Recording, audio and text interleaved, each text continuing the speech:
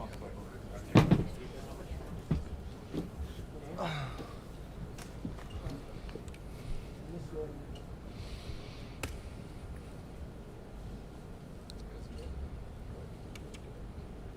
a defensive standpoint, you obviously were here when Dave was the offensive coordinator. Mm-hmm. How much does that help with you guys all being on the defense? I mean, it's obviously something to be aware of, but watching the film, just like you would every single week, is really where you get most of the information.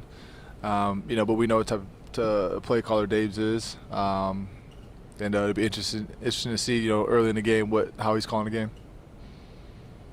Last year, while you were out working your way back, watching Trey come back, Matt Milano's a guy, you that first year you came in, you were here with.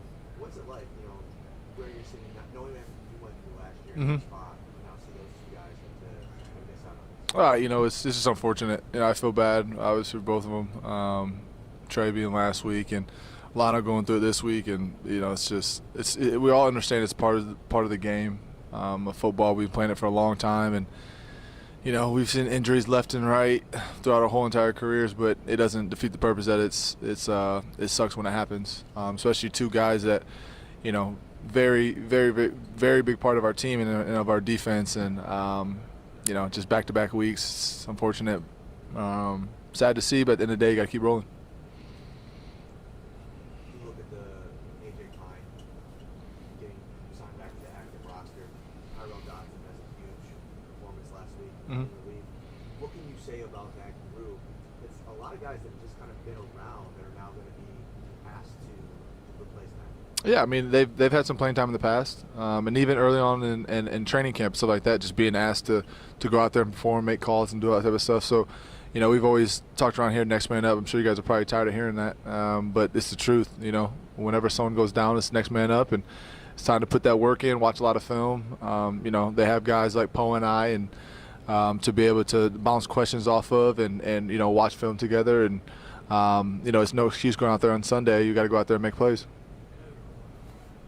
Linebacker's different than safety in the secondary, but is there an extra emphasis maybe with you and Poe with communication? Dorian's a young guy, even Terrell's a young guy. Christian's been here a little bit, to where you took maybe not for granted, but you understood Trey knows it, Milano knows that. Is there an added emphasis on you? Always. That's each and every week. It doesn't, obviously you got some guys that aren't really as experienced as those other guys, but each and every week you have to get better at communicating. It's a tough task, especially home games. It's so loud. This has already been a few times this year where I'm yelling stuff at the players in front, and they can't hear anything I'm saying. So I literally have to run up and yell inside the little hole of their helmet to try to get them to hear me. So, but communication is always something that you can get better at. You're never gonna perfect it, because you can always talk about what you're doing as a defense, but then on top of that, what the offense might be doing. So communication is always key, and you can always get better.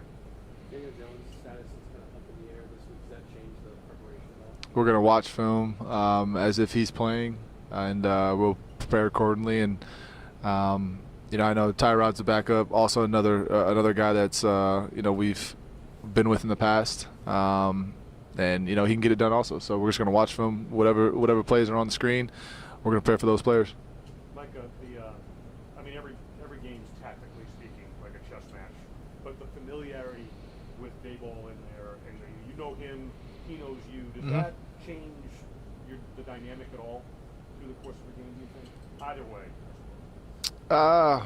I think early on, I think you'll be able to understand what they're trying to do. I think maybe throughout the game, possibly doing some things, knowing what we might be in scheme-wise, taking shots, all that type of stuff. We understand that could be the case. But really, it's the same thing each and every week. I feel like once you make it to the NFL, and you have coaches, we have Sean McDermott, obviously, is our head coach, has played probably every single offense coordinator that we see multiple times. And obviously, he's been here with Dave's coaching with him. But those coaching trees, they kind of all evolve, and you end up facing each other multiple times. So you got to watch games from previous years. So it's really, it's just like a common thing this week. So whatever your tendencies are, Vic Fangio looks at him and sees him just as well as Brian Daboll.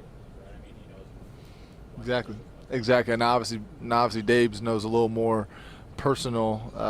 What Micah Hyde is as a player, and all that type of stuff. Maybe a little bit more than another offensive coordinator. But yeah, I mean, I think that if you watch enough film, you can really get that type of detail also from, if another offensive coordinator is watching film like that. Yeah. First primetime home game. Do you, in your career, do you notice guys being confused before that, like the home game ever was? For sure. Yeah, it's going to be a crazy atmosphere. I'm excited. Today's Wednesday. I'm not going to get too excited yet, but come Sunday night, guys are going to be ready to go, and it's going to be a fun experience. It's going to be a fun atmosphere for sure. Like I've heard the coaches talk about putting things in quarters of the season. And it seems like players don't. It's more week by week. But I was going to ask about going to London. Did that almost feel like, regardless of the result, get past that?